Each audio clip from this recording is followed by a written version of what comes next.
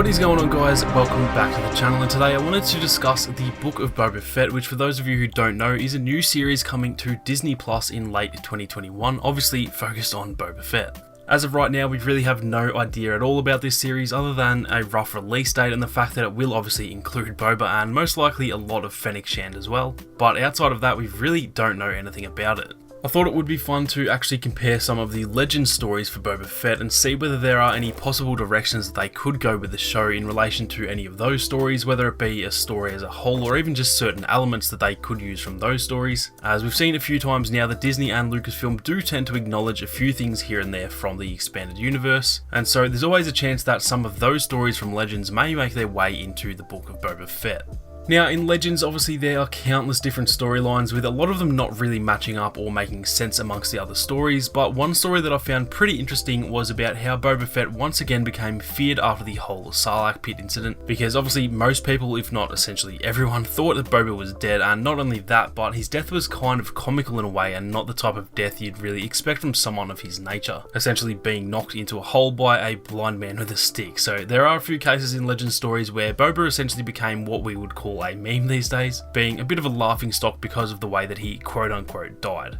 Obviously, Boba didn't die in Legends, and now that is also canon too, as he does escape the Sarlacc pit and make it to safety after the events of Return of the Jedi. In terms of how exactly he managed to escape and what he did afterwards, we don't really know about that yet in canon, and we will likely end up learning more about that in the show itself. All that we know is that somehow the Jawas got his armor, which was then traded with Cobb Vanth, and from there we obviously see the rest of the storyline in The Mandalorian Season 2. Now, that's all we know in canon, but in Legends, Boba actually escaped the Sarlacc by using his jetpack, which caused some sort of explosion when it combined with the Sarlacc's stomach acid, freeing Boba, killing the Sarlacc, but also very badly injuring Boba in the meantime, and he was eventually found by Jawas who, funnily enough, mistook him for a non-sentient being such as a droid or a cyborg of some kind, at which point they actually stuck a restraining bolt on him and went about their way. So I thought that was a pretty funny little story of how he managed to escape. Now, in a comic from the early 2000s called Boba Fett, Agent of Doom, this took place 7 years after Return of the Jedi, and as I mentioned earlier, a lot of people were questioning Boba Fett and whether he was in fact a bounty hunter to be feared, or whether he was in fact a bit of a joke after being knocked into the Sarlacc pit in such an embarrassing way. He no longer held the reputation that he used to as the most feared bounty hunter in the galaxy, finding it a little bit harder to get any good jobs, and all around he was just not what we know of him from the original trilogy. Now, in this comic, the two main antagonists were known as Admiral Mia-Tork and Dr. Leonis Murthay, and these two were attempting to actually genocide an entire species known as the Golmarid a few years before this storyline takes place. Now, one of the last remaining Golmarid, known as Sleek Bright Eyes, had been plotting his revenge on these two for years and years, and he eventually offered Boba their bounty, as apparently a lot of other bounty hunters were too afraid to do so. Boba asked how much the bounty was worth, and Bright Eyes said that he'd give him everything that him and his people had, which was actually only 100 credits. Boba took offense to this, feeling disrespected at such a small amount of money for such a notorious bounty. However, Bright Eyes had something that would change Boba's mind. With all the other bounty hunters being too scared to take on the job, Bright Eyes mentioned that if Boba were to take the bounty and kill these two Imperials successfully, then the true reward would be that he'd regain his legacy as the most feared bounty hunter in the galaxy, successfully taking a bounty that no one else was brave enough to do,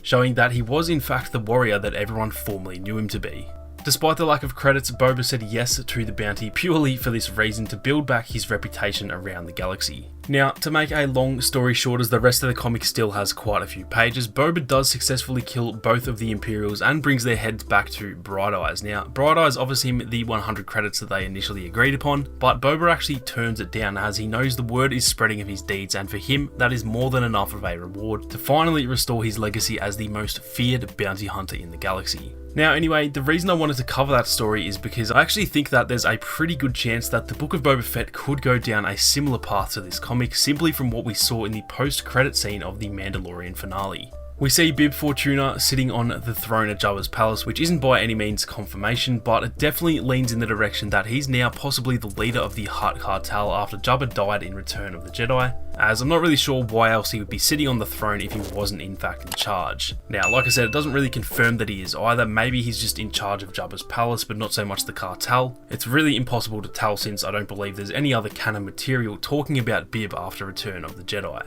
Whether he is or isn't in charge of the cartel, however, that doesn't really matter anymore because Boba does obviously kill him and take his place on the throne, showing everyone that he is in fact back from the dead, so to speak, and making it seem as though he is now the one in charge. Again, it's impossible to confirm any of this just yet, but generally that's just how it works when it comes to a throne. Thrones are obviously a symbol of power and leadership, and for the most part, whoever sits on the throne is the one in charge, so that's just where that assumption is coming from. Now, does this mean that Boba is planning on running the cartel moving forward? Does it mean the exact opposite and that he's actually just settling down now that he's got his armor back and he paid off his debt to Din in the finale? It's so hard to speculate over since we've only really got a minute or two of this little teaser and it doesn't really show enough to make any solid speculations. I think the obvious way to lean is that Boba isn't at all planning on settling down, as that wouldn't really make for a good Disney Plus series, and so if I had to guess, I truly do think that we may get a story similar to that Legends comic that I mentioned earlier, not really using the same elements of the story, but more just the fact that Boba may want to return to being known as the most powerful, feared bounty hunter in the galaxy, and to do that he's starting by taking over the cartel or possibly even eradicating the cartel as well. With that being said, there is another side to it that I could see happening as well. In Season 2, Episode 6 of Mando, we see a bit of a different side to Boba, as he essentially pledges allegiance to Din until Grogu is returned safely, and so in a way you could almost say that's a bit of a softer side of Boba that we hadn't really seen much of before. Because of that, as well as the whole section where he proves to Din that he is in fact in part Mandalorian due to Jango being a foundling, I'm wondering whether maybe he will actually have a part to play in the retaking of Mandalore that will likely happen in Season 3 of Mando. The finale sets it up pretty clearly that Bo-Katan is still hoping to take back Mandalore and restore order, and Din seems to be headed on that same path as well now that Grogu is gone, as he promised Bo-Katan he would help if they helped rescue Grogu. So as far as I can see, Season 3 of Mando will likely have a large focus on the Mandalorians trying to take back their home planet, and that could very well include Boba Fett, seeing as the shows are both set during the same time frame, and the fact that multiple sources at Lucasfilm have mentioned some big crossovers happening between a heap of these shows set in that time frame. Does this mean that maybe Boba, Din and Bo-Katan will team up and eventually try and retake Mandalore together? Will Boba just stay in his own lane as he's essentially already filled his obligations to Din? There really are a few different directions that I can see this new series going, but overall if I had to guess I would definitely bet on something similar to one of those two little theories that I've just mentioned.